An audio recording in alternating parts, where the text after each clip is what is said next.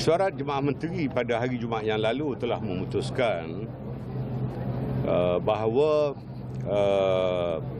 prasekolah diselaraskan di bawah Kementerian Pendidikan, di mana anak-anak yang berumur 5 tahun akan diwajibkan untuk menduduki kelas prasekolah di sekolah kebangsaan dan sekolah-sekolah di bawah Kementerian Pendidikan. Datuk Seri Ahmad Zahid yang juga Menteri Kemajuan Desa dan Wilayah menegaskan KEMAS akan meneruskan kelas sedia ada dengan kurikulum yang disesuaikan mengikut acuan semasa selaras langkah penyelarasan pendidikan prasekolah.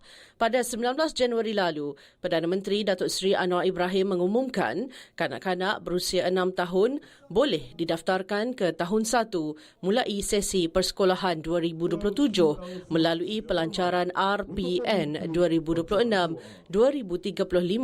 Sementara itu, Datuk Seri Ahmad Zahid berkata pendidikan awal di bawah KEMAS akan terus dipersiapkan secara teliti kerana institusi ini berperanan sebagai kelas persediaan untuk kelas prasekolah 5 tahun di bawah Kementerian Pendidikan.